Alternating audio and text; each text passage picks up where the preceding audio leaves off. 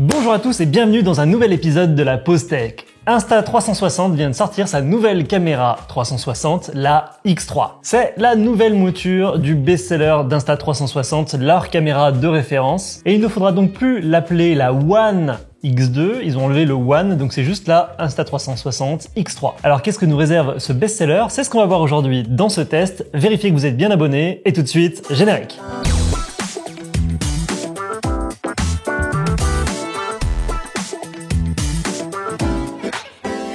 La première chose à remarquer avec cette caméra, c'est son aspect extérieur et surtout son super écran qui a vraiment gagné en taille depuis la dernière mouture. On passe sur la One X2 d'un petit écran rond à un grand écran en verre trempé de 2,29 pouces et globalement, lors de notre test, on a adoré l'utiliser, c'est très grand, on voit bien les choses, on peut cadrer avec véritablement et surtout il nous donne accès à toutes les fonctionnalités qui étaient réservées à l'application avant. On peut vraiment tout faire avec cet écran pour paramétrer la vidéo et choisir les modes disponibles. Alors certes, on a toujours l'application mobile qui est très bien faite et qui permet d'accéder à tout ça, mais je dirais que c'est la première des Insta360 où on peut vraiment tout faire sans téléphone à partir de cet écran. En plus de ce super écran qui est quand même l'élément le plus important avec ce nouveau modèle, on a des nouveaux boutons physiques qui sont disponibles sur la caméra. Deux sur le côté, deux devant. Le but est pour les personnes qui ont des gants de pouvoir se passer du tactile. Ils vont pouvoir permettre d'allumer la caméra, de lancer le rec, mais aussi d'avoir un bouton raccourci personnalisé ou de lancer le rec sans avoir à lancer la caméra puis le rec, pour faire des prises de vue par exemple à la volée très rapidement. La caméra a gagné un petit peu en poids, on passe de 150 à 180 grammes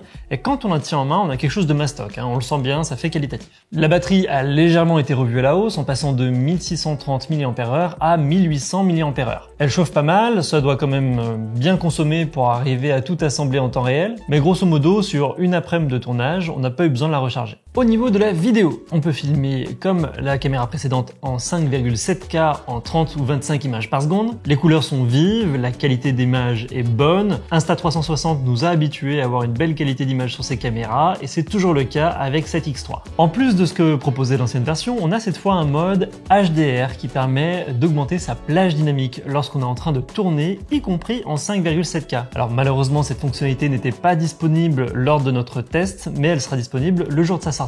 Insta360 c'est toujours bien assembler ces images, les images des deux lentilles pour pouvoir avoir une frontière qui est quasiment invisible. Alors forcément de temps en temps on voit toujours encore un tout petit peu la lentille, mais globalement l'assemblage est très bon. On a toujours accès à la stabilisation flow state qu'on peut régler en post-production qui est très efficace. Vous pouvez voir comme ces images tremblent et comme elles sont stabilisées ensuite. C'est encore une fois la grande force d'Insta360, ça marche plutôt très bien. Et donc du coup on s'est un petit peu amusé avec ces caméras. Allez c'est parti.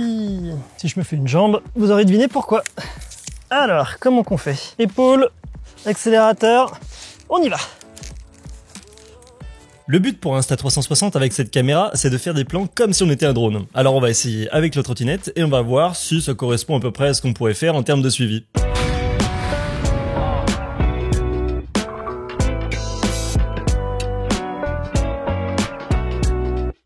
On vous laisse avec 2-3 extraits d'images pour que vous puissiez jauger vous-même la qualité. Vous voyez que lorsqu'on passe dans des zones d'ombre, des zones de soleil, c'est plutôt homogène, on est plutôt content du résultat.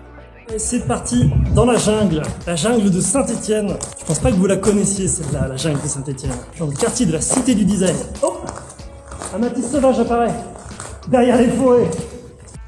Mais qu'est-ce que vous faites là, monsieur? On est bien, hein. Ce qui est bien avec cet endroit, c'est que du coup, il a pas mal de zones où on peut s'amuser avec la végétation. On va tenter 2-3 trucs. Qu'est-ce que vous faites là? Repartez dans les hautes herbes. J'ai l'impression de me retrouver avec un caméscope, comme quand j'avais 10 ans et que je faisais des petits clips avec des amis.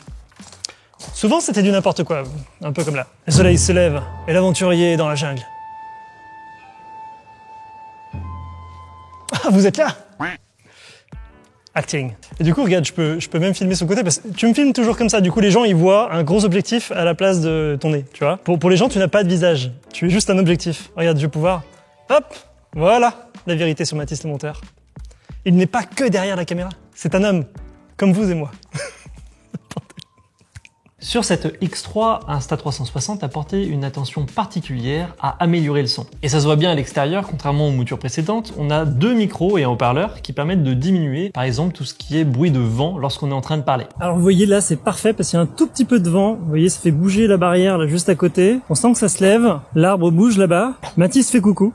coucou Mathis, et vous pouvez avoir un test du son pour voir un petit peu comment est-ce que ça fonctionne. J'ai l'impression que c'est plutôt pas mal. Après, on verra ça évidemment parce qu'on va dérocher. Mais le son intégré, de ce que j'ai pu entendre en aperçu, a l'air vraiment correct. Voilà, test son extérieur. Donc voilà ce que ça donne au niveau du son. Au niveau des accessoires, on s'est amusé avec la petite perche par défaut qui fait 118 cm, mais on a également beaucoup aimé la perche de 3 mètres qui est en fibre de carbone, donc plutôt légère par rapport à la taille qu'elle a. On s'est beaucoup amusé avec au bureau et elle fait uniquement 360 grammes pour une élongation qui est juste énorme quoi.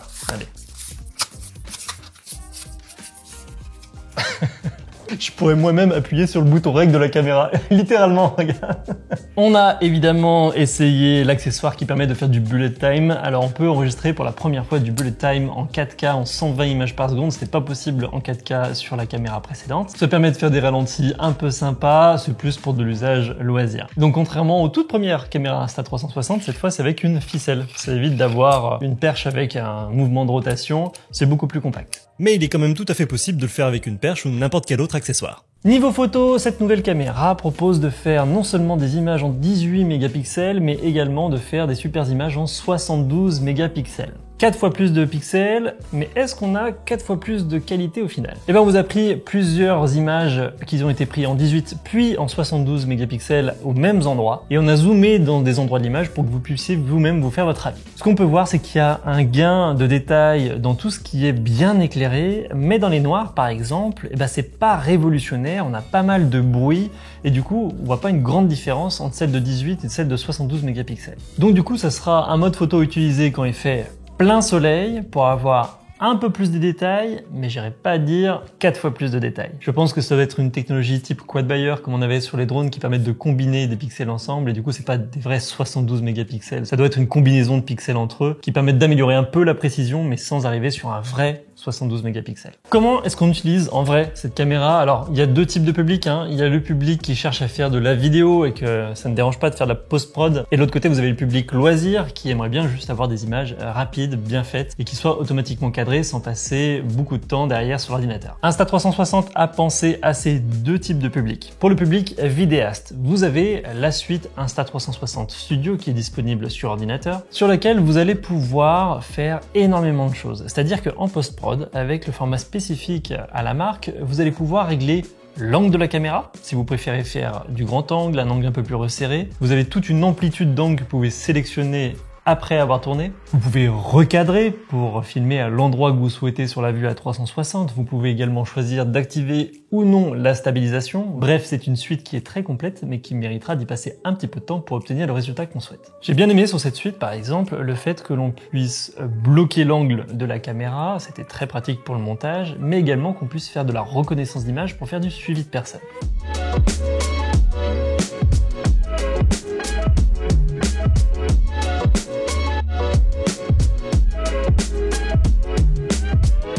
Et pour les personnes qui veulent pas se prendre la tête à monter leurs images, Insta360 a sorti un nouveau mode d'édition avec le téléphone. Ça s'appelle Snap Wizard et en fait il suffit de voir la vidéo directement avec le téléphone et de tourner pour cadrer comme on le souhaite et du coup ça enregistre l'angle avec lequel on était avec le téléphone. Comme sur la suite Insta360, on a également la possibilité de recadrer en fonction du réseau social sur lequel on souhaite publier. Par exemple en format 16:9, format 16:9 comme ça, en format 1:1 pour Instagram, et c'est très pratique lorsqu'on va faire des publications rapides. Mais Insta360 a sorti de nouvelles fonctionnalités avec cette caméra également qui vont encore plus loin. Déjà pour ceux qui voudraient utiliser la caméra avec un seul objectif, vous pouvez l'utiliser en mode poitrine, comme une GoPro que vous fixeriez avec un harnais par exemple, si vous faites du VTT, etc. Nouveau mode encore, le mode Mi. Le mode Mi permet de faire ce tracking, ce suivi de personnes de manière automatique, sans avoir à recadrer ensuite en post-prod. Ce qui est bien, c'est que cette caméra, elle est pensée pour ceux qui veulent faire de la vidéo, mais aussi pour ceux qui veulent pas forcément se prendre la tête. Et pour ça, ils ont sorti Insta360 un mode Mi. Alors, qui peut filmer pour l'instant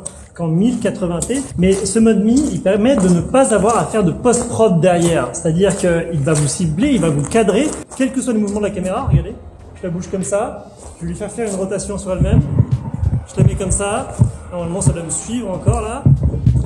Et ce mode Mi permet d'avoir un fichier vidéo qui est tout prêt, sans avoir besoin de remonter ça derrière. Et oui, parce que tout le monde n'est pas fan de montage, tout le monde n'est pas fan de faire de la post-prod, et du coup, pour tous ceux qui veulent par exemple faire du ski prendre une vidéo rapide et mettre ça sur les réseaux sans pour autant passer par Insta360, le logiciel de montage sur ordinateur, ben ça peut être vite fait comme ça répond très bien à ce type de public. Voilà, après je vous fais pas tout le détail, il existe plein d'autres petites applications qui n'étaient pas sur notre version logiciel bêta et qu'on n'a pas eu le temps de tester, comme par exemple le Sky Swap qui permet de changer un ciel, le mode nose où on met la caméra dans la bouche, vous comprendrez pourquoi je l'ai pas testé, et qui permet d'avoir une vue comme une abeille, je vous montre un extrait. Et un dernier mode qui va particulièrement intéresser les motards par exemple, c'est un mode qui permet d'enregistrer les 30 dernières minutes et de bloquer l'enregistrement sur justement les 30 dernières minutes qui ont été enregistrées au moment où on appuie sur REC. Ça permet d'avoir une caméra témoin, comme une dashcam, qui est activable uniquement lorsqu'on en a besoin.